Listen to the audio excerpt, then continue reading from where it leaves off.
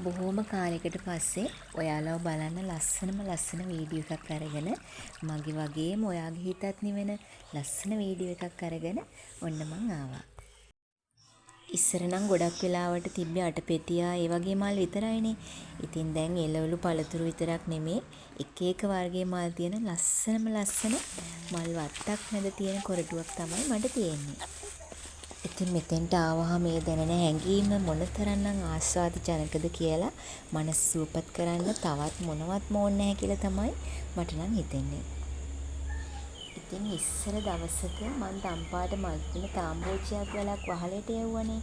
ඉතින් දැන් එයා ලස්සනට වහලේ පුරාම ගිහින් මේ පරිසරයට දෙලා තියෙන පුදුම අලංකාරයක්. දම්පාටට සුදු පාටත් මික්ස් වුණත් කොහොම තියේද නේද? ඉතින් එහෙම හිතලා මං සුදු පාට තාම්බෝචියවල් දෙකක්ම අරගෙන ආවා. ඒ අරගෙන ඇවිල්ලා ඉස්සරහ පැත්තෙන් හදන්න තමයි යන්නේ. මේ ලස්සනට වහලේ පුරාම ගිහින් තියෙන්නේ දම්පාට තාම්බෝචිය වැල. ඒ වැල දැන් හැම පැත්තක්ම ඒ කියන්නේ මැටි ගෙදර මැටි වහගෙන දැන් තාම්බෝචිය වැල ගිහින් තියෙන්නේ. ඉතින් මම මේ වැල් දෙක දැන් හදනවා ඉස්සරහ පැත්තෙන්. එතකොට වහලයට ගියාම දම් පාටයි සුදු පාටයි මල් පිපුණාම ඉතින් ඒක ගොඩාක් ලස්සන වෙයි කියලා හිතලා තමයි මම මේක හදන්න හිතුවේ.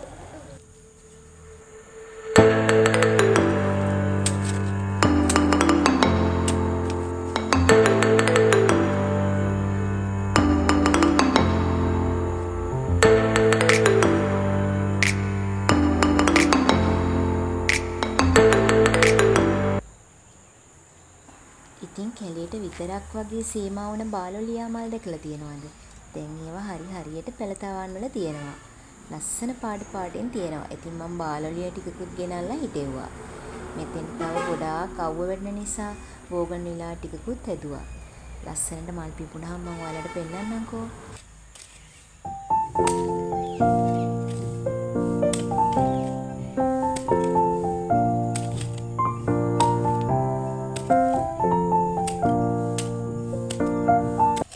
තාම්බෝචියා එතකොට බාලොලියා විතරක් නෙමෙයි කහ පාට රුක්කත්තන කුරු රුක්කත්තන මල් තෙබු ඉද්ද වගේ ගොඩාක් ලස්සන පැල ටිකක් ගෙනල්ලත් මම කොරටුව පැත්තෙන් හිටෙව්වා.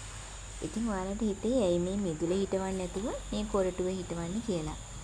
අපිට ජීවිතේ මොන දේ කොච්චර දේවල් තිබ්බත් අපේ මනස සුවපත් වෙන එක තරම් දෙයක් තවත් නැහැනේ.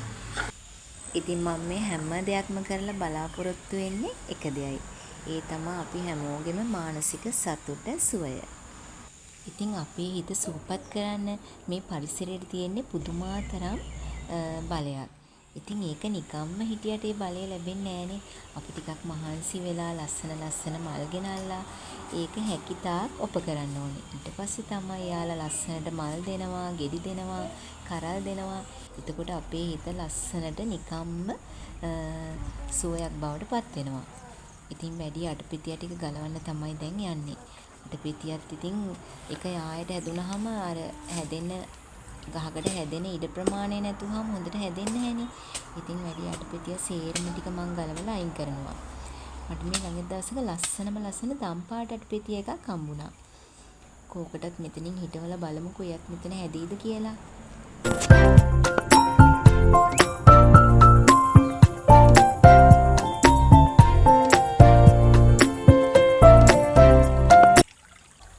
ඉස්සර දවසක ඇල අයින තිබ්බ ලිලි මල් ගෙනහිල්ලා ගෙදරින් මිදුලෙන් හැදුවා.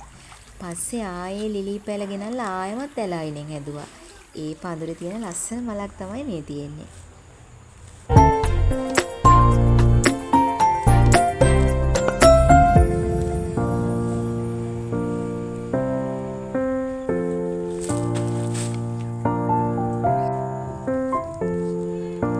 ඉතින් මේ තියෙන්නේ කුරු රුක්කත්තන.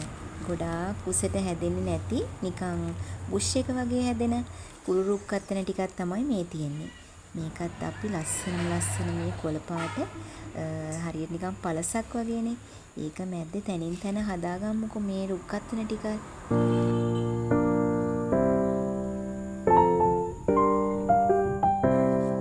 මගේ වීඩියෝ එකක් ඉස්සෙල්ලාම බලන යාළුවෙක් නම් හිතයි කොළ පාට මෙච්චර ලස්සනට මොකද්ද මේ තියෙන්නේ කියලා. ඇත්තට මේ තියෙන්නේ උඳු පියලිය. නඩත්තු කරන්න ඉතින් ගොඩක්ම ටිකක්ම ලේසිත් නෑ අමාරුත් නැහැ. හැබැයි ඉතින් ගොඩාක් වල්පැල එනවා. ඒවා ඉතින් ගලවලා ලස්සනට තියාගන්න ඕනේ. ඉතින් මේ හැම දෙයකින්ම අපි බලාපොරොත්තු වෙන එකම දේ මම ඉස්සෙල්ලත් කිව්වා වගේ මානසික සුවය සතුට. ඉතින් මේ පරිසරයට ආවහම ඔයාට දැක්කහම ඒක ඉතින් අනිවාර්යෙන්ම හිතෙන්න ඕනේ.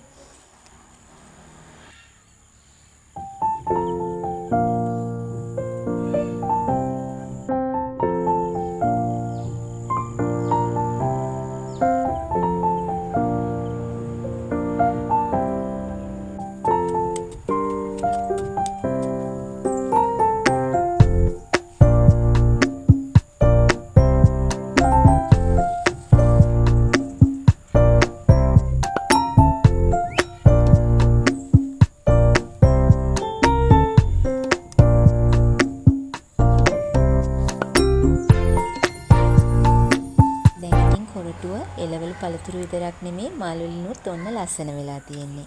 පහුගිය දවස්වල හදපු හැම දෙයකම දැන් ගෙඩි ඇවිල්ලා කරල් ඇවිල්ලා ඒව දකිද්දි ඉතින් මනස තවත් ලස්සන වෙනවා, සුවපත් වෙනවා.